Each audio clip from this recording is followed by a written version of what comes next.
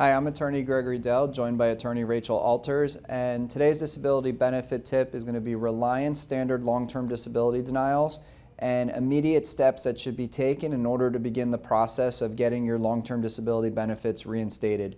And Rachel, Reliance Standard is probably one of the mid-size long-term disability insurance companies that primarily writes group long-term disability policies.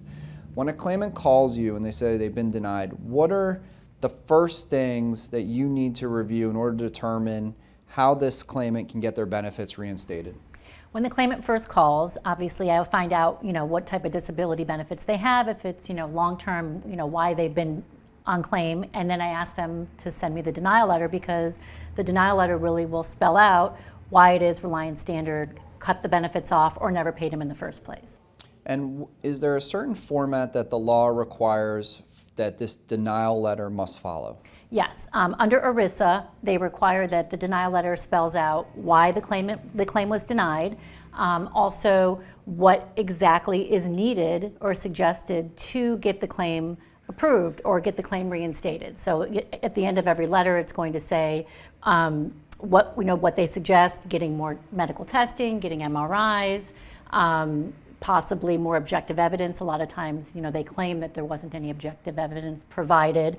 And in the body of the letter, they usually spell out why they determined that the claim wasn't approved or was denied in the first place. And that's usually going to contain whether there was a peer review done on the claim or a vocational review.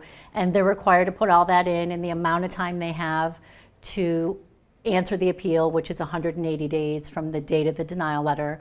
And if it's the final denial for some reason, they have to put in the statute of limitations and the time they're allotted to file a lawsuit against the carrier. So there's many things that they're supposed to put in there.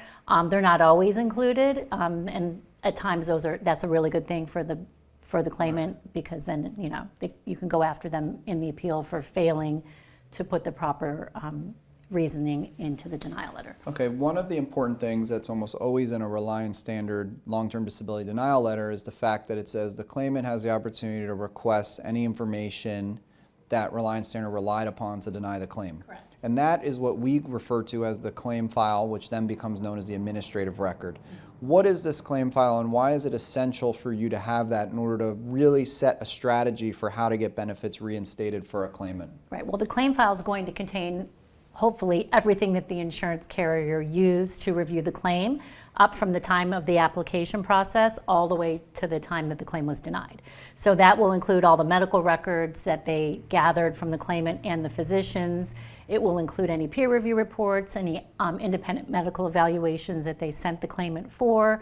It will include basically everything, the policy that they relied on, which will have the policy language in there.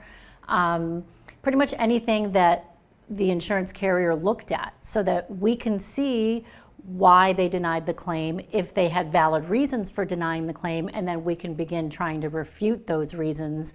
Usually there's a lot of things missing in the claim file, that we believe, whether it's medical evidence or whether it's, a peer review that was done in our, that we believe that was done improperly or by somebody who wasn't qualified. Right. Do you think that anyone could ever or should ever write an appeal without having a copy of the claim file? Never. Absolutely not, because they don't know what that insurance carrier is relying on. They don't know how, that is basically when you get to court, for example, in an ERISA claim, all a judge sees is what's in the claim file. So what we want to do is make sure that we put forth our best argument and our best evidence in the appeal process, so that when we get to court, the judge sees, okay, here's what the carrier relied on, but obviously this is what the claimant's attorney has provided, and this looks a lot better than what the carrier relied on. And that's what our goal is at the end of the day.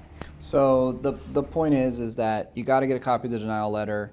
You must have a copy of the claim file. The claim file will also contain the policy, which is obviously super important.